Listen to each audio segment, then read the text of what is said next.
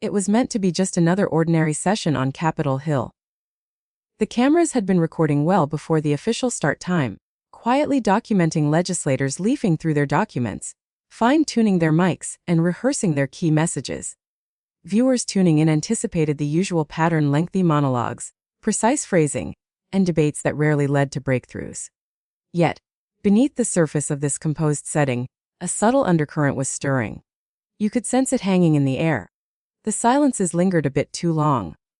The whispered asides among aides appeared more pointed. Even the assistants positioned behind the representatives seemed exceptionally vigilant, as if anticipating that this session could deviate from the norm. Representative Jasmine Crockett was seated at the panel, absorbing more than contributing verbally. She wasn't eager to interject or seize control of the discussion. Rather, she observed intently, her demeanor serene yet attentive, as various Republican representatives alternated in addressing topics tied to societal guidelines, schooling, and what they labeled as polarizing stories within U.S. establishments. A particular term surfaced repeatedly: white privilege. Certain representatives outright rejected it. Others condemned it as partisan rhetoric aimed at splintering the nation.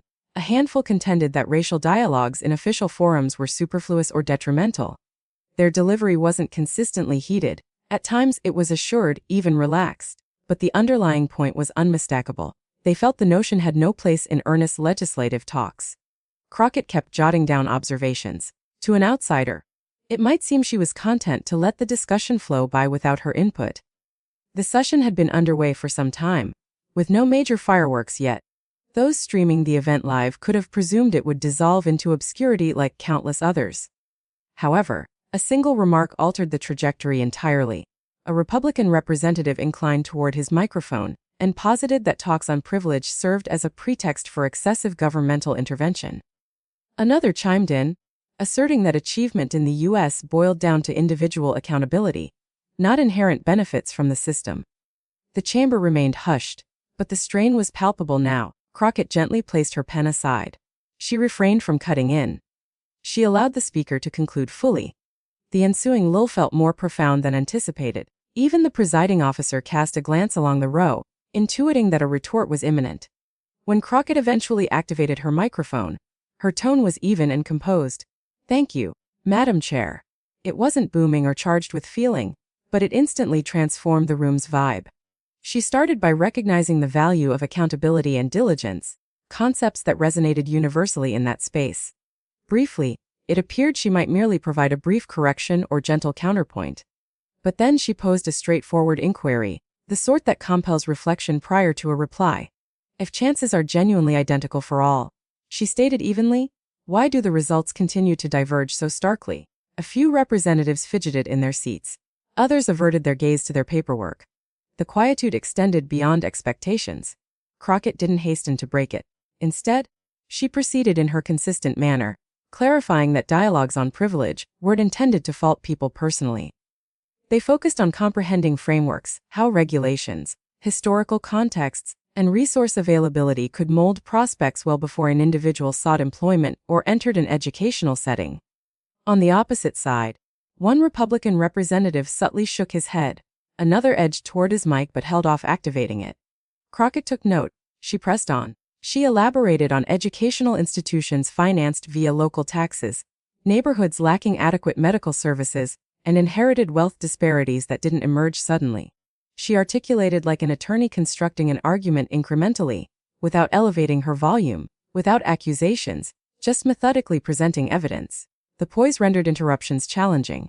Eventually, one representative engaged his microphone. With utmost respect, he remarked, "America offers prospects to anyone prepared to strive for them." The assertion lingered. Crockett inclined her head faintly, as though she had foreseen it. "I concur that prospects are available. The inquiry is if they're available uniformly." The dialogue remained courteous and formal, but a shift had occurred. Aides at the rear ceased their murmurs. Several attendees leaned in. Online audiences started flooding comments as the exchange intensified. Another Republican participant entered the fray, contending that emphasizing privilege could unjustly categorize citizens.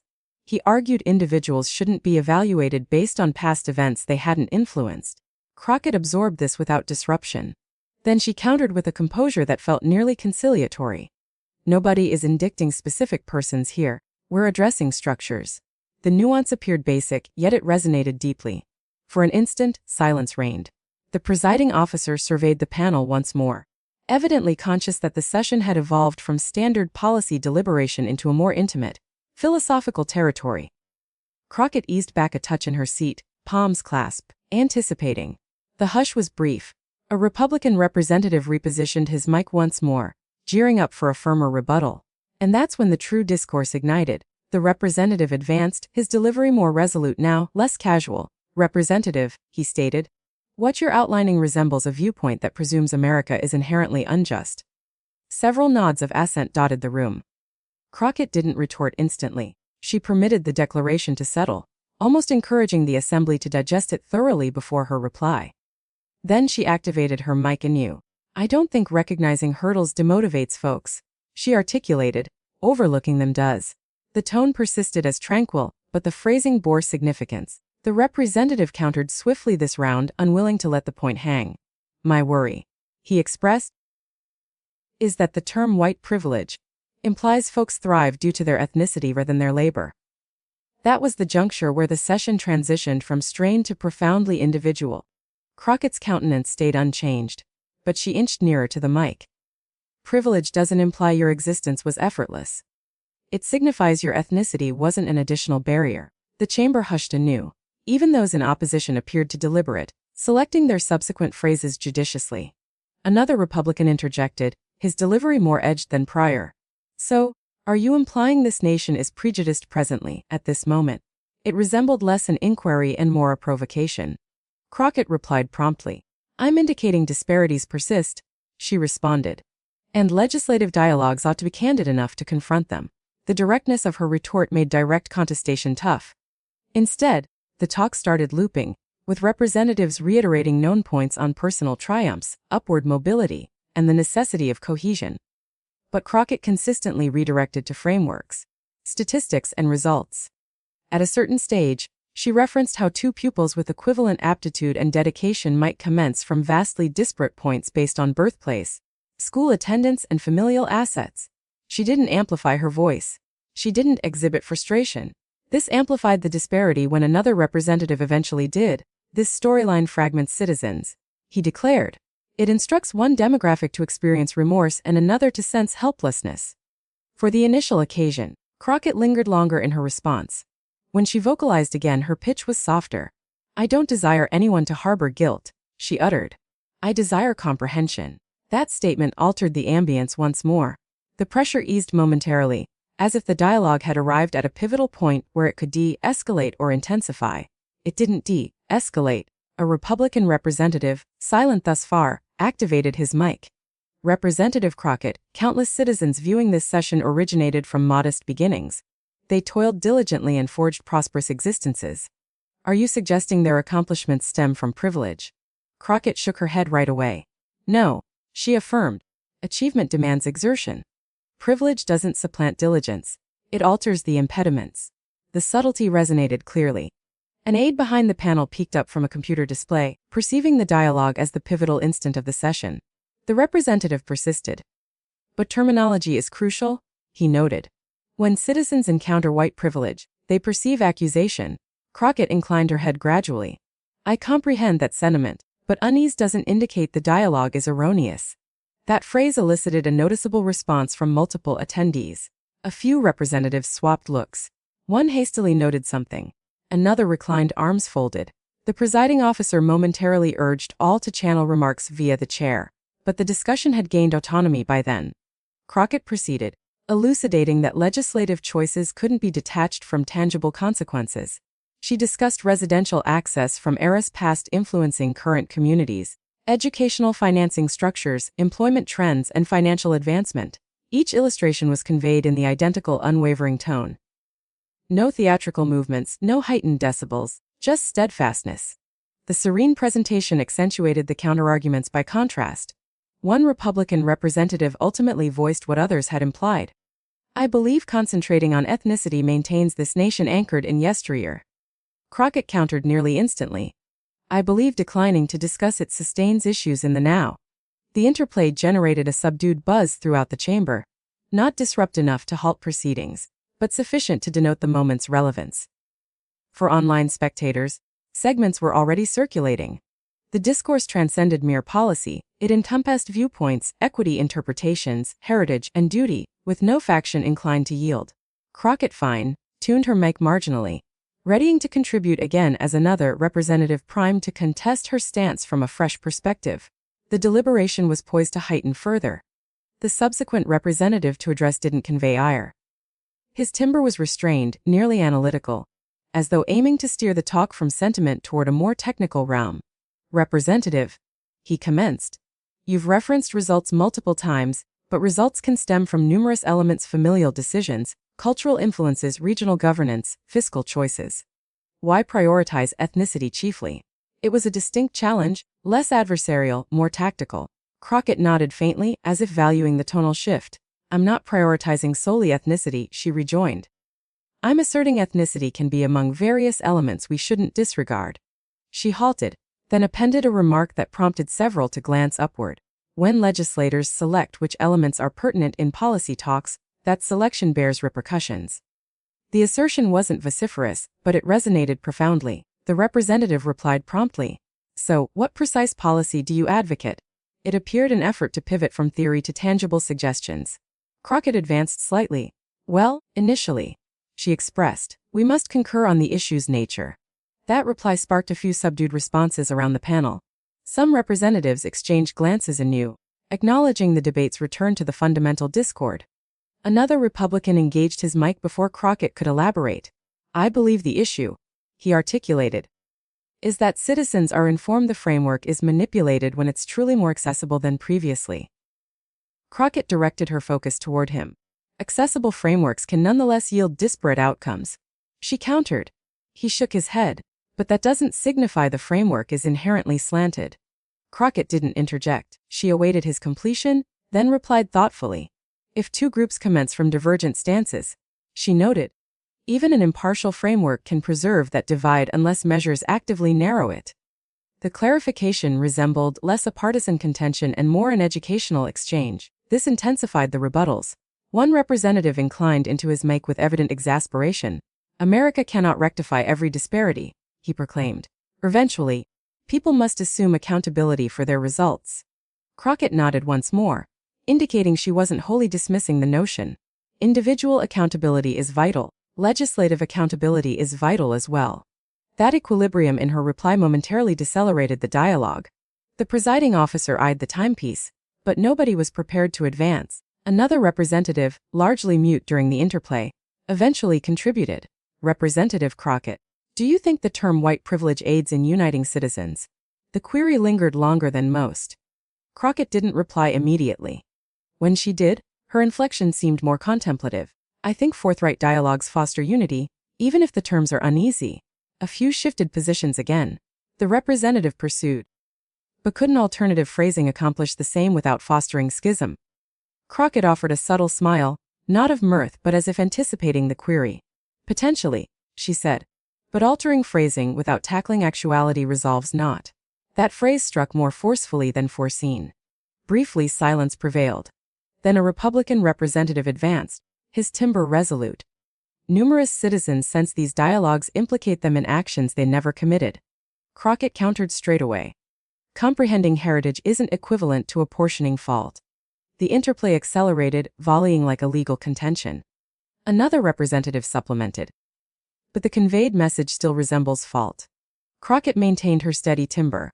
Then perhaps the dialogue requires greater precision, not diminished candor. That reply elicited a tangible response. One representative arched his brows. Another softly rapped a pen on the surface. The discourse had evidently surpassed policy specifics. It now pertained to self-perception, justice, and national comprehension. Crockett persisted, clarifying that disregarding disparity didn't eliminate it. She outlined how prior legislative choices could still influence current prospects, even absent original creators in power. Her voice remained level. That serenity continued dictating the session's pace.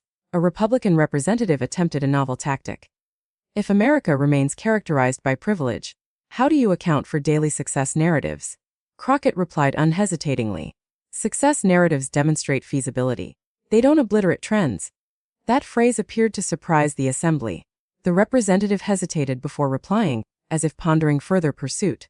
Across the panel, another murmured discreetly to an associate. The presiding officer rearranged documents, plainly aware the interplay had become the session's core. Crockett reclined faintly again, palms interlocked, awaiting. The interlude extended sufficiently to constrict the space. Then another mic activated, and the discourse veered even more acutely. The ensuing voice emerged more robustly, bearing an impatience absent earlier. Representative Crockett. The representative declared, "I think what citizens weary of is being informed the nation they cherish is inherently inequitable."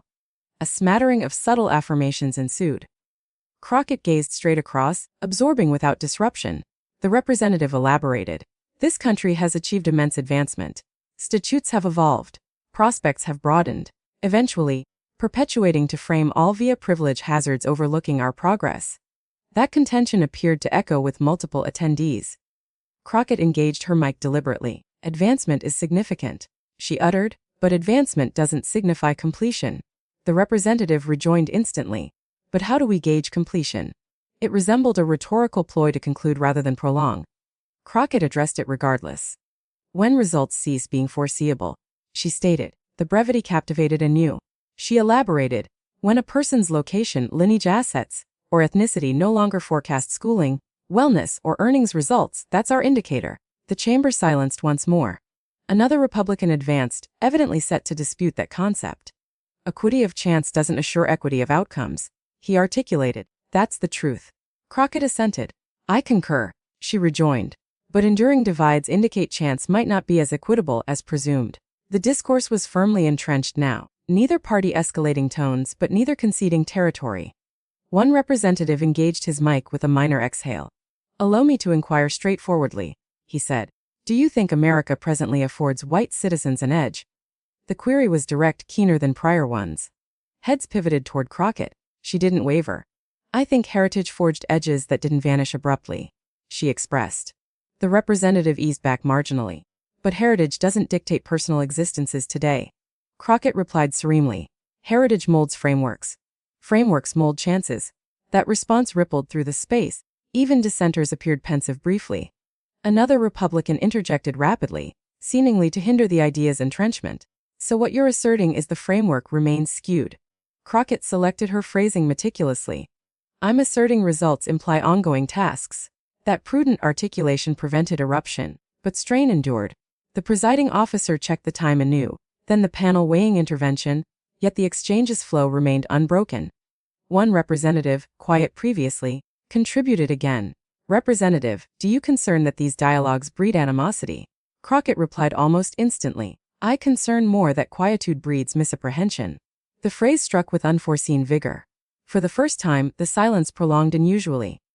The atmosphere felt altered, less combative, more introspective, but it was fleeting. Another Republican advanced, timber stable yet assertive. "Many citizens don't perceive privilege in their routines. They perceive expenses, employment retention, and family sustenance." Crockett assented. "And those challenges are genuine. Acknowledging disparity doesn't negate hardships." The representative persisted.